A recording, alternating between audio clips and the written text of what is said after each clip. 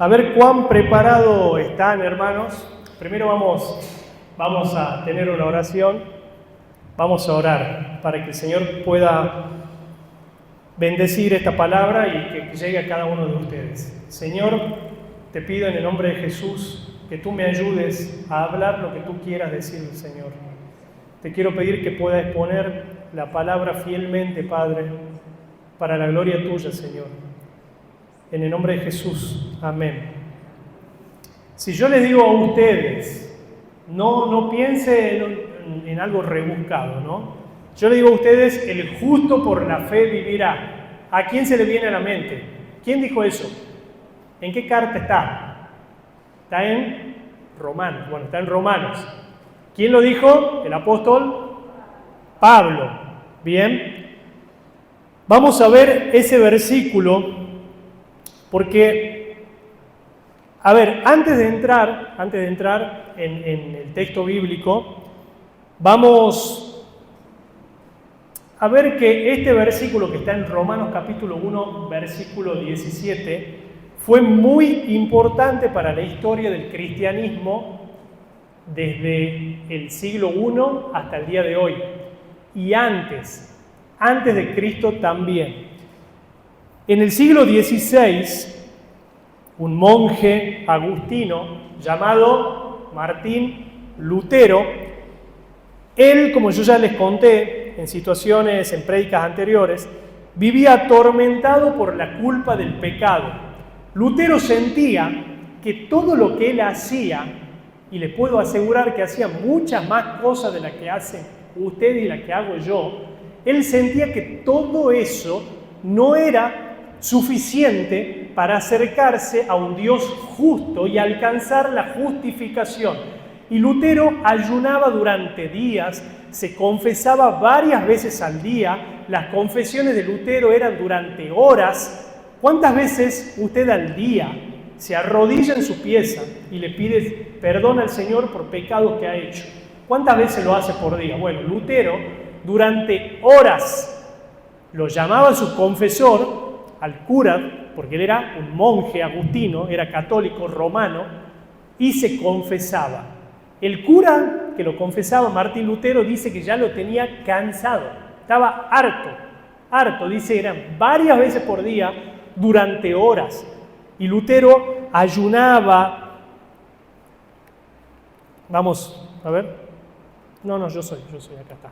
Ahí está, ahí he puesto algunas imágenes, porque a veces con las imágenes uno recuerda mejor después las historias. Pero él entendía que no podía un ser humano normal, pecador, ser justo. Y para ir al cielo, para alcanzar la vida eterna, el ser humano necesita ¿qué? Ser justo. Y Lutero decía, yo no soy justo. Iba, se confesaba, salía de confesarse, evidentemente pecaba de nuevo, volvía a hablar al cura, se volvía a confesar y vivía atormentado. Hasta que en un momento él estudiaba la Biblia. O sea, el hecho de que él sea un monje agustino es evidente que era muy estudioso de las Escrituras. Pero no sé si a ustedes le pasó, en algún momento le pasa, que hay versículos que usted lo leyó un montón de veces y después lo lee en un momento y dice, Dios le habla en ese momento. Y ya lo sabía de memoria, pero en un momento el Señor lo quebranta. Eso es porque la Biblia es una palabra viva y eficaz. Y eso no sucede con cualquier libro. Usted lee cualquier libro y dice, esto yo ya lo leí. La Biblia puede leer 200 veces y llega un momento que ya lo ha leído y el Espíritu Santo hace la obra. Llegó un momento en que Martín Lutero llegó a Romanos capítulo 1, versículo 17. Romanos capítulo 1, versículo 17. ¿Quién lo lee en la Nueva Versión Internacional o en la Reina Valera? 1:17.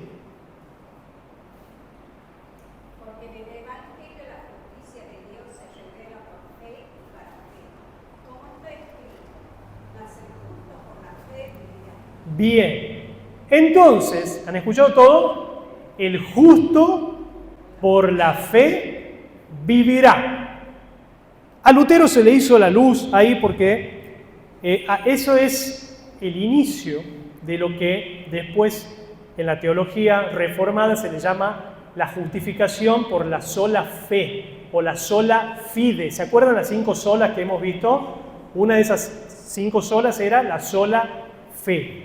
Quiere decir que somos salvos solo por fe. Obvio, ¿no? La sola fide, presta atención, la sola fe no enseña que el creyente no debe tener obras. Eso no enseña, sino que las obras que usted hace no son causa de la justificación de Dios.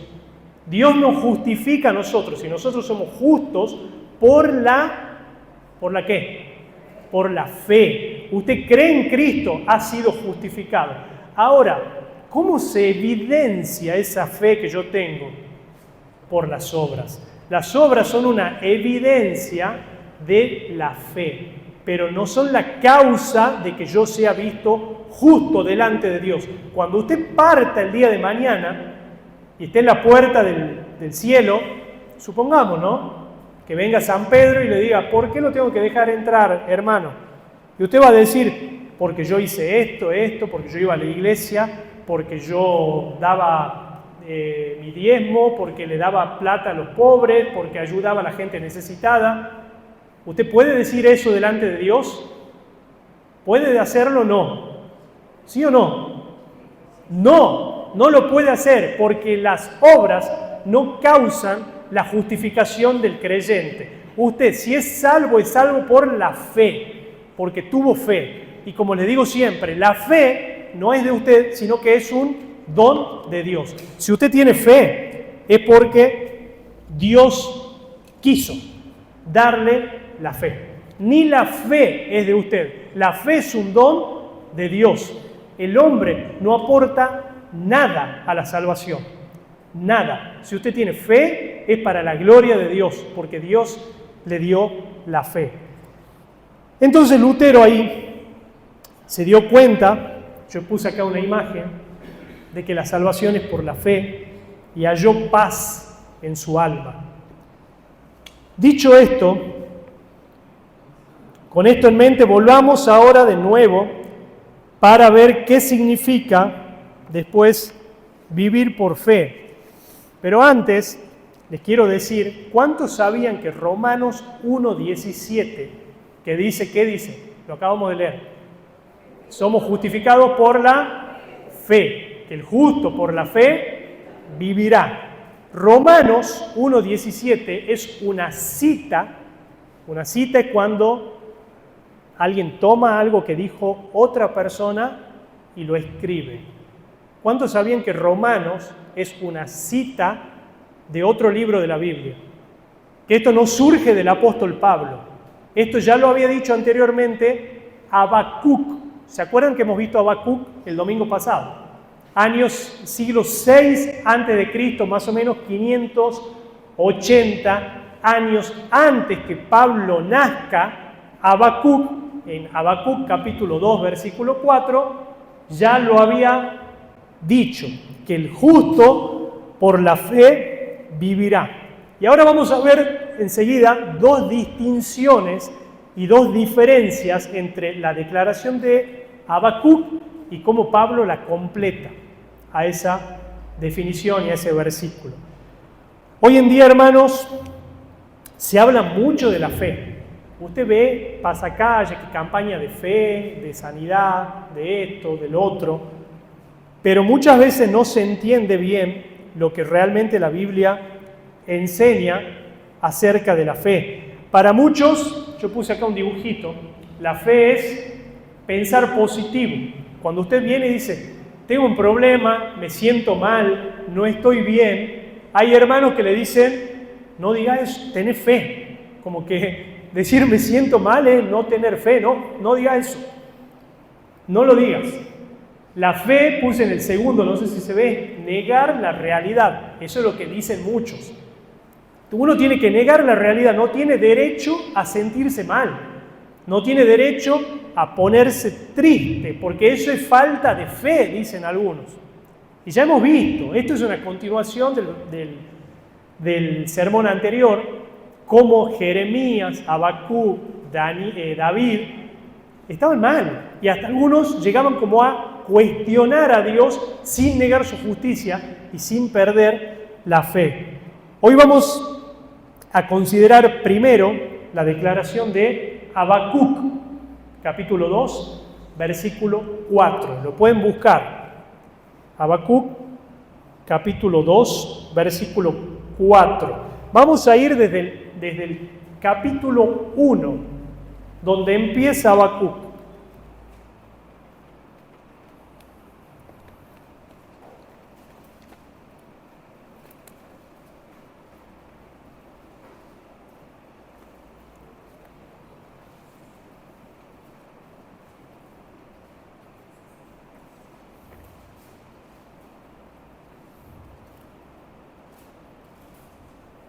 ¿Está difícil encontrar a Habacuc, hermano? ¿O no? ¿No? Bien.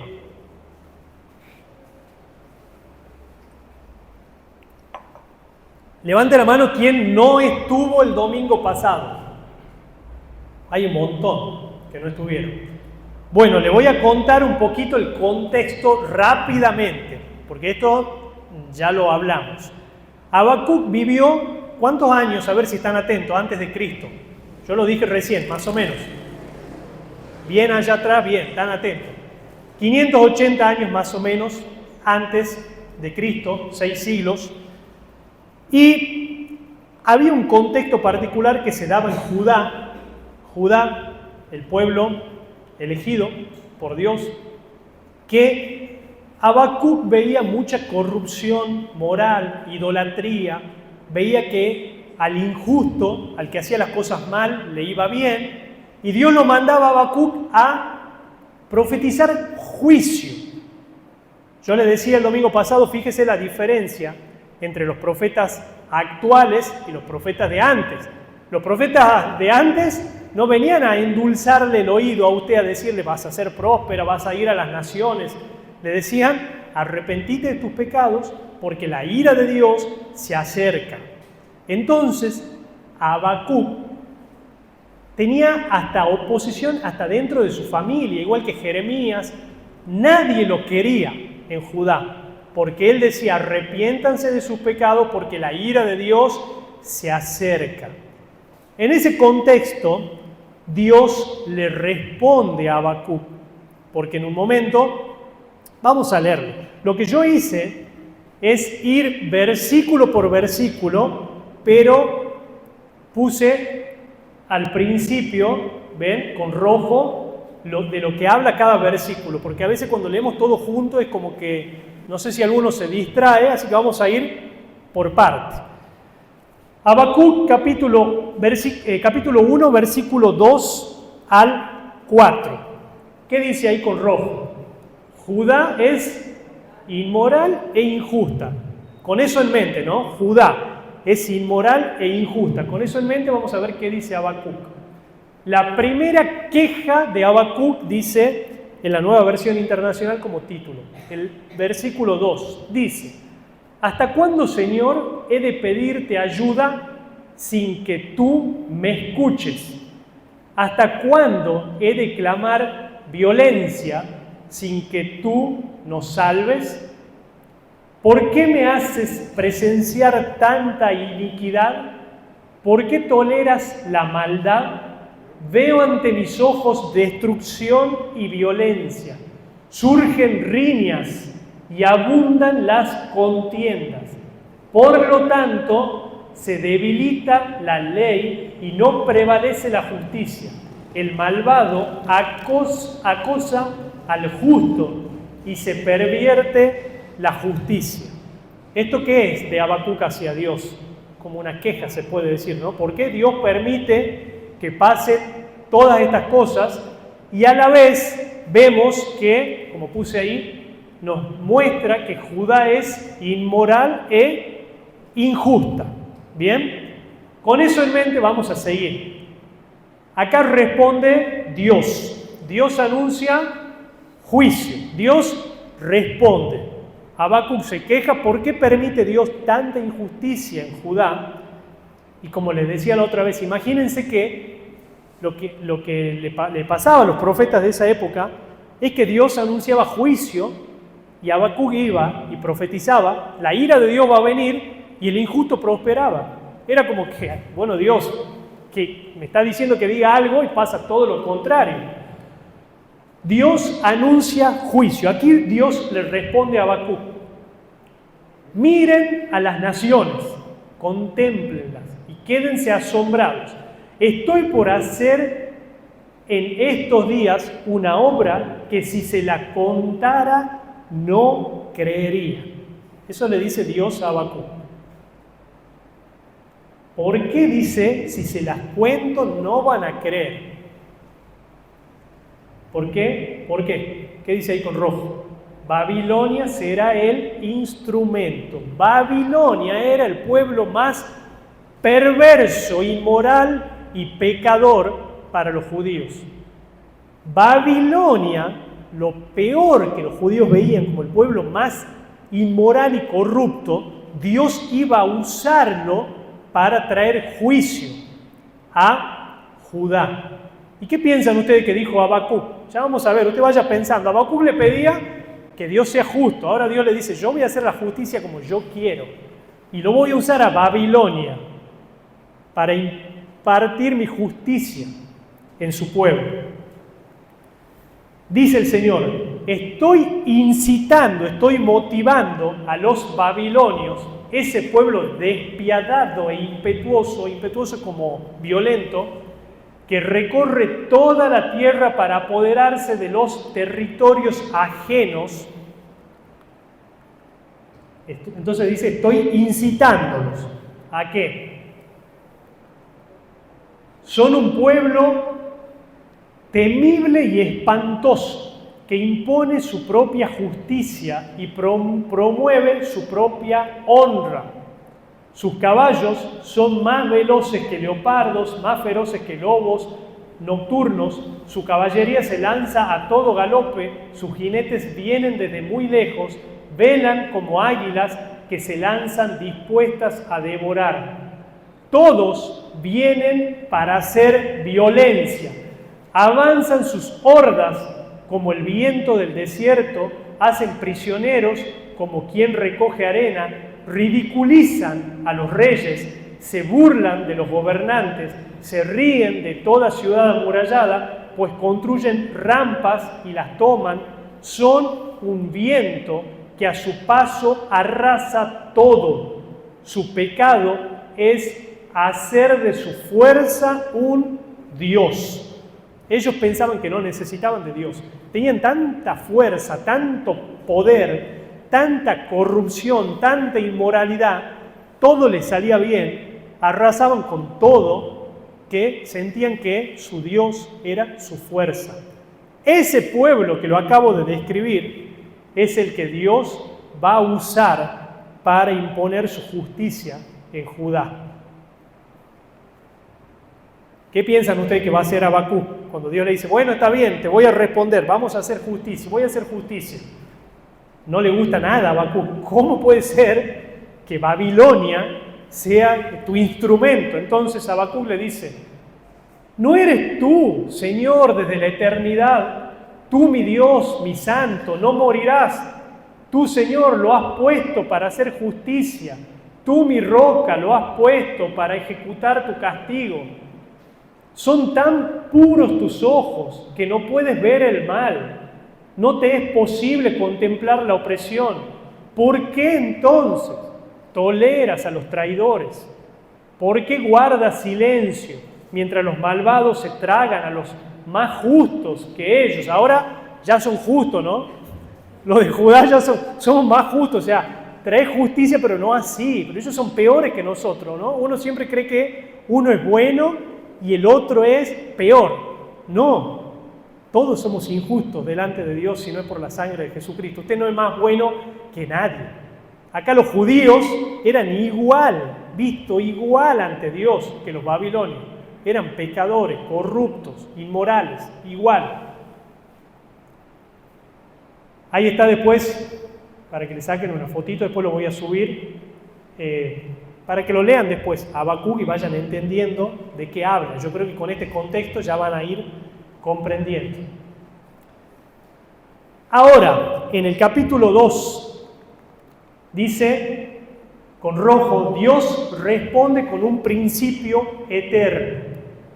Dice, capítulo 2, versículo 2, y el Señor me respondió, escribe la visión y grábala claramente en las tablillas para que se lea de corrido, pues la visión se realizará en el tiempo señalado. Marcha hacia su cumplimiento y no dejará de cumplirse. Aunque parezca tardar, espérala, porque sin falta vendrá. Y acá viene el versículo que venía hablando. El insolente no tiene alma recta, pero el justo vivirá por su fe. ¿Se ha entendido el contexto, lo que estaba pasando? Bien.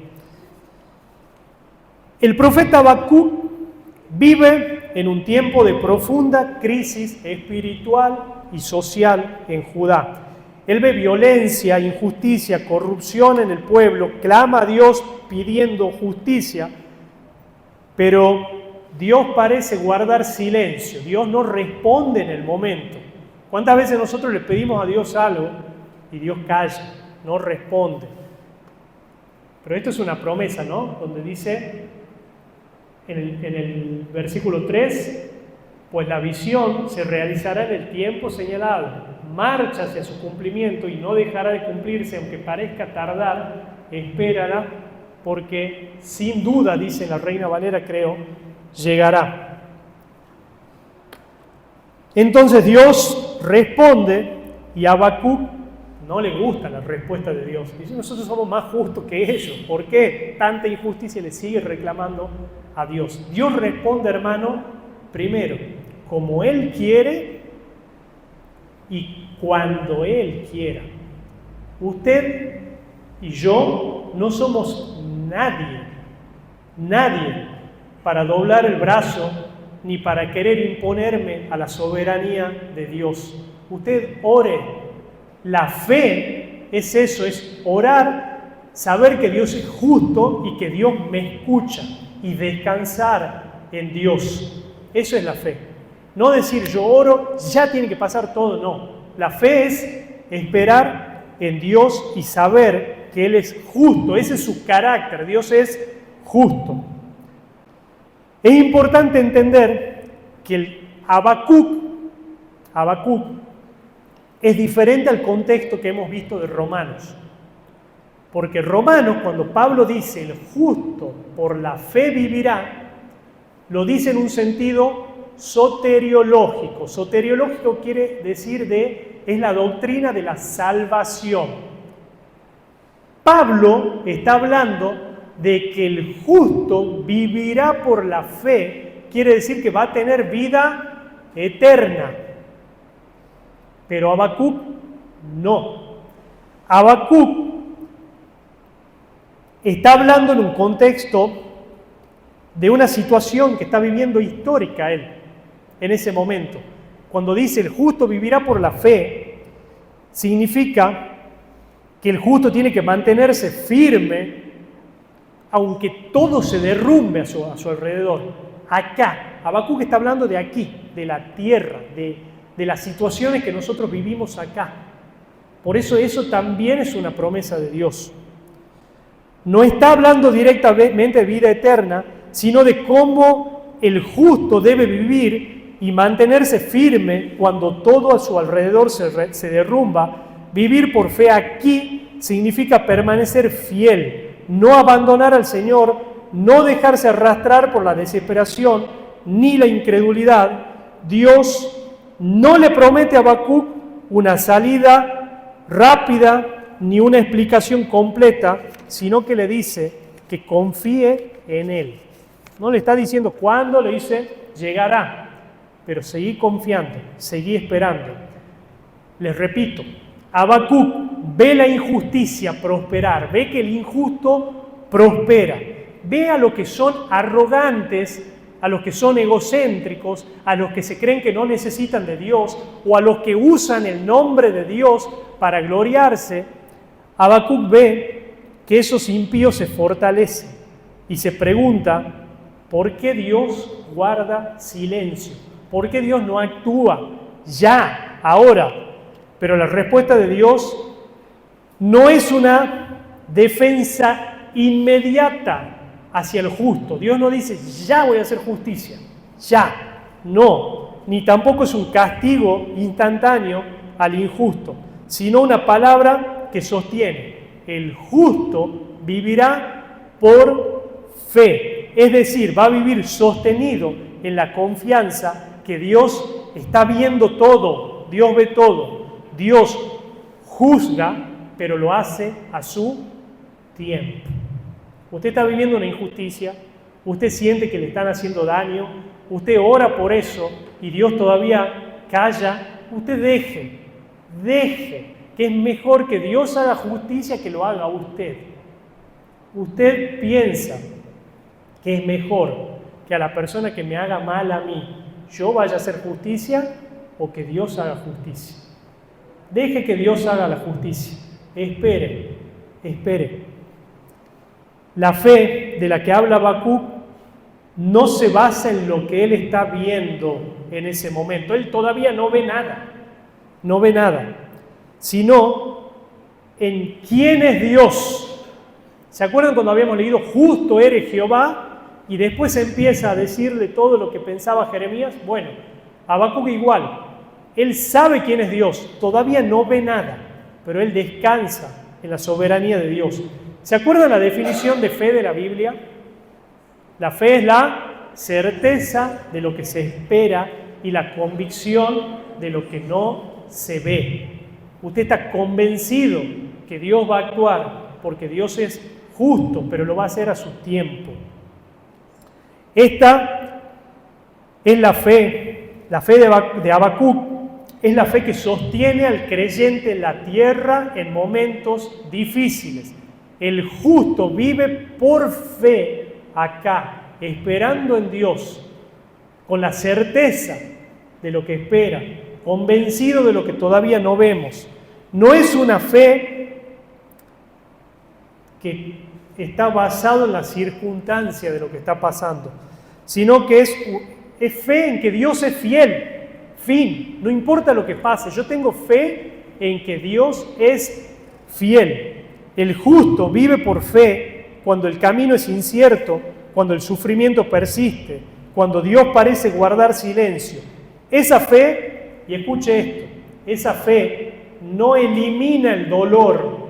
Si usted se siente mal, está mal. Si a usted le dicen eso es falta de fe, no es falta de fe, me siento mal, estoy mal. Dios nos ayuda, todos se sintieron mal. David, Jeremías, Habacuc, lea la Biblia. No es pecado sentirse mal.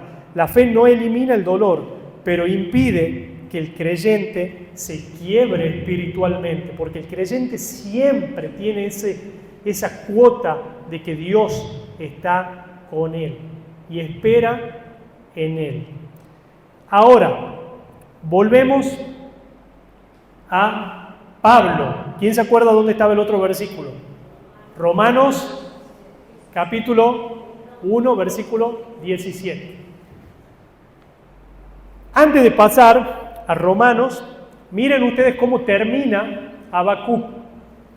Habacuc dice, aunque la higuera no florezca, ni haya frutos en las vides, aunque falle la cosecha del olivo y los campos no produzcan alimentos, aunque en el aprisco no haya ovejas ni ganado alguno en los establos, aún así yo me regocijaré en el Señor, me alegraré en Dios mi libertador.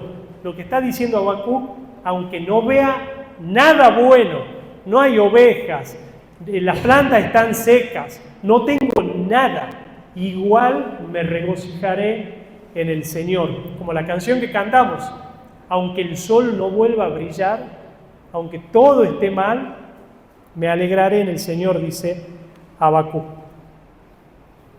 Léalo después, es cortito y ya sabiendo el contexto, usted lo puede leer interpretando todo. Volvemos a Romanos 1:17. Pablo, 600 años después, toma lo que dice Habacuc, pero lo completa. Dice, porque en el Evangelio la justicia de Dios se revela por fe y para fe, como está escrito, mas el justo por la fe vivirá. Yo le voy a decir algo. Si usted tiene la fe de Habacuc, la fe de que en la tierra tengo que esperar, tengo que confiar en Dios, tengo que creer que Él va a hacer justicia a su tiempo, tengo que descansar en su soberanía. Si usted tiene esa fe no le va a dar la plenitud todavía. No le va a dar la plenitud. Lo que hace Pablo cuando cita a Habacuc no lo corrige ni lo reemplaza. Pablo lo completa. Porque esa fe para vivir en la tierra no es suficiente. Nosotros tenemos que entender que la fe nos da vida eterna. Puede ser que Lutero haya creído, como Habacuc, en esa fe de que Dios lo ayuda, pero esa fe no es suficiente. Si usted sabe que Dios lo ayuda en la tierra, que se va a vengar de los injustos, pero usted no tiene certeza de dónde va a ir su alma cuando muera, va a estar siempre como Lutero, si tiene conciencia, ¿no?, de lo que se viene después, que hay un cielo y hay un infierno. Habacuc nos enseña que el justo vive por la fe cuando las circunstancias son adversas, cuando la injusticia parece imponerse y Dios guarda silencio. Pero Pablo nos revela por qué esa fe puede sostenernos, porque ahora la justicia de Dios se ha manifestado en el Evangelio.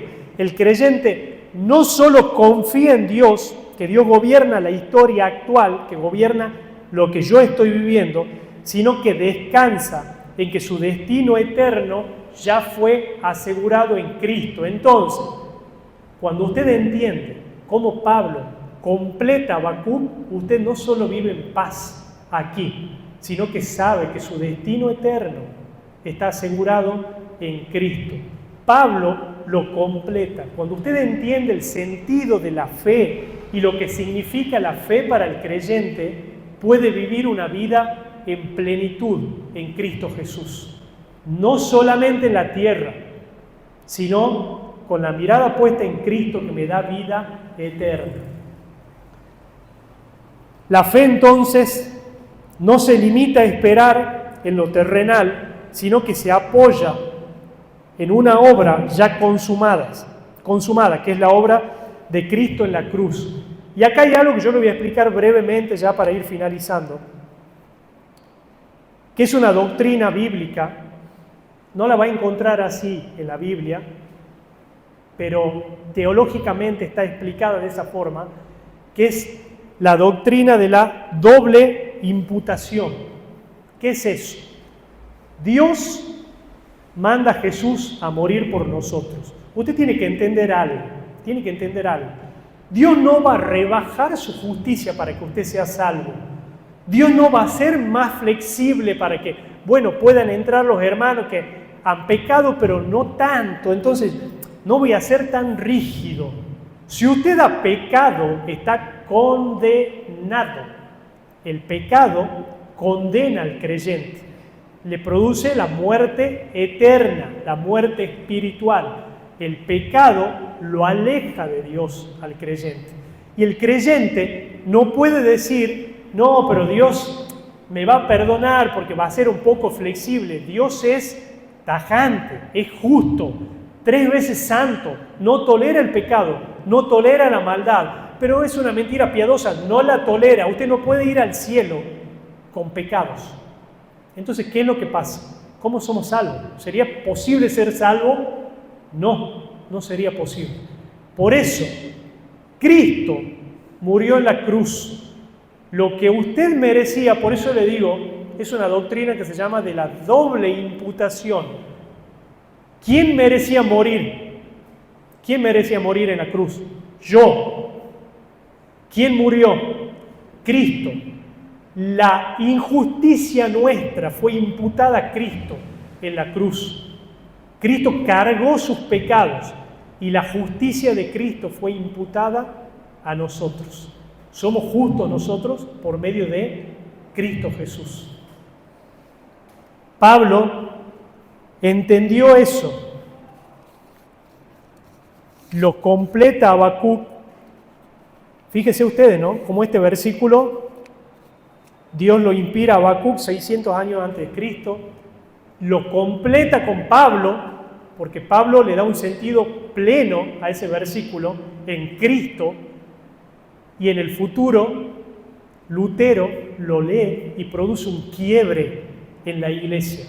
Dios lo volvió a usar, porque hasta ese momento, hermanos, usted para ser salvo, lo que la iglesia enseñaba que usted tenía que comprar indulgencias, tenía que hacer penitencias, hasta el día de hoy enseñan eso. ¿Usted cree que va a ir al cielo con una indulgencia que ha comprado en la iglesia con un papelito pintado y le va a decir a Dios, vengo con todo esto, con todas mis obras de caridad? Nada de eso sirve. Lo único que sirve es la justicia de Cristo imputada a nosotros en la cruz y mi fe depositada en Jesucristo. Todo lo demás es una consecuencia de su fe, pero no causa la salvación de la persona. Y acá hay algo que Pablo agrega, porque dice, porque en el Evangelio la justicia de Dios se revela por fe y para fe. Por fe y para fe. La fe, hermanos, no es solamente la puerta de entrada, y yo ya tuve fe, entro, ahora soy salvo y ya está. No, dice, por fe y ¿qué más? Y para fe. La justicia no solo comienza por la fe, sino que conduce a una vida que sigue viviendo cada día de su vida con fe. ¿Usted ha creído en Cristo? Sí. No. Eso basta para que usted sea salvo. Pero eso se evidencia en que usted vive una vida para fe. Escuche esto. Hay un autor que dice que la fe no es la puerta de entrada que luego dejamos atrás. Les repito, la fe no es la puerta de entrada solamente y luego la dejamos atrás, sino que es el camino entero de la vida cristiana. A veces tenemos más fe, a veces estamos gozosos, a veces estamos tristes, a veces sentimos que Dios no nos escucha, a veces sentimos que hasta... Hay que ser sincero, hermano, a veces siente que Dios, ¿por qué no hace justicia? Que Dios es injusto, ¿por qué Dios permite? Todo eso se han preguntado estas personas.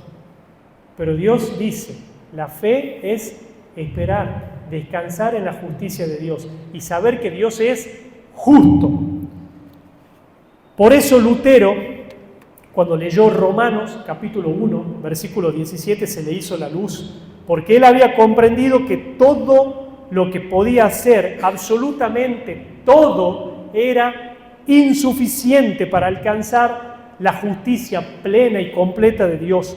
Lutero veía que la santidad y la justicia de Dios eran perfectas y eran inalcanzables. Él había hecho todo para que Dios lo vea a él justo. Dios no lo ve justo a usted. Si Dios lo ve justo es porque lo ve a Cristo. Lo ve a Cristo, la justicia de Cristo imputada en mí. Por eso, al leer este texto, Martín Lutero entendió que existe una manera en que el ser humano pueda ser declarado justo delante de Dios, y al observar atentamente las condiciones que dice la Biblia, se dio cuenta que solamente somos justificados por medio de la fe. Y ahí comprendió que la justificación no es por obras. Todo lo que usted haga no alcanza para ser justo. La justificación es por la sola fe. Dios es absolutamente justo.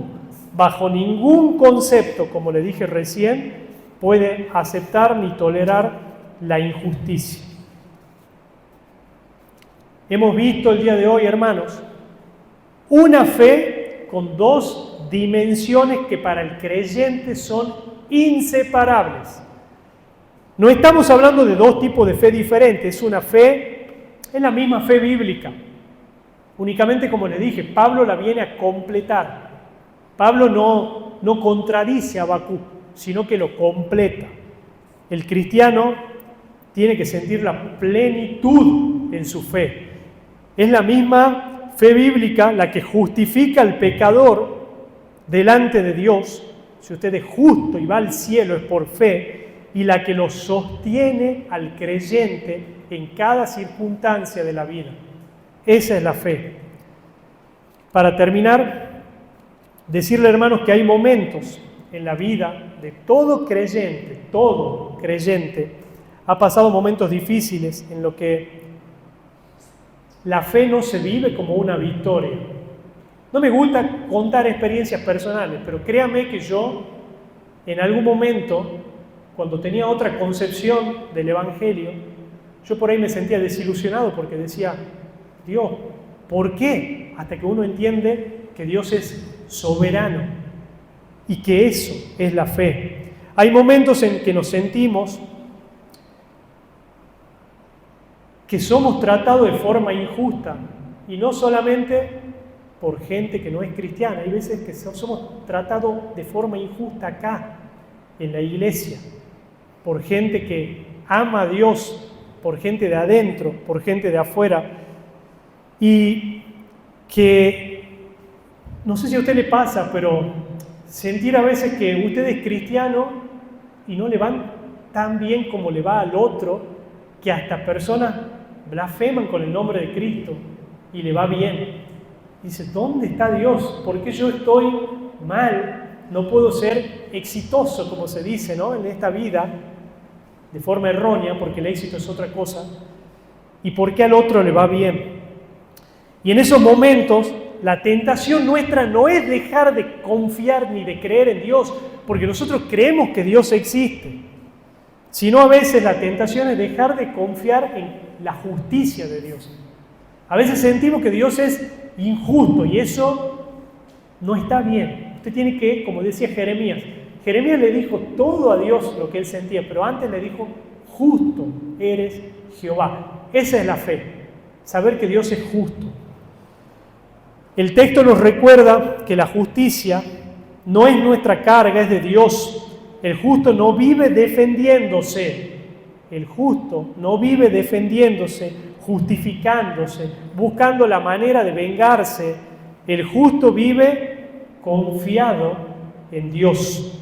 Vive creyendo que Dios no es indiferente al dolor, que no pasa por alto la injusticia y que ningún acto de soberbia queda afuera de su mirada.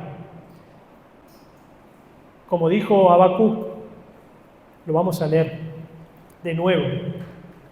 En el versículo 3 dice al final, aunque parezca tardar, espérala, porque sin dudas vendrá. Tampoco, hermano, confíe en sus obras, en su esfuerzo religioso, en su conducta. No se crea que usted es bueno, no crea que usted es mejor que el otro, porque todos necesitamos de la sangre de Cristo. El justo no vive por méritos propios, sino por la fe en aquel que murió y resucitó para darnos vida. Cuando se presente delante de Cristo, todas las obras que usted hizo buenas no sirven, no alcanzan para alcanzar la justicia del creyente. Somos justos solo por la fe. Oremos. Gracias, Señor, te damos por tu palabra. Gracias te damos, Señor, porque hoy entendemos que eres justo, Padre, que la justicia es tuya, que nosotros tenemos que esperar solamente en ti, confiar en que eres justo.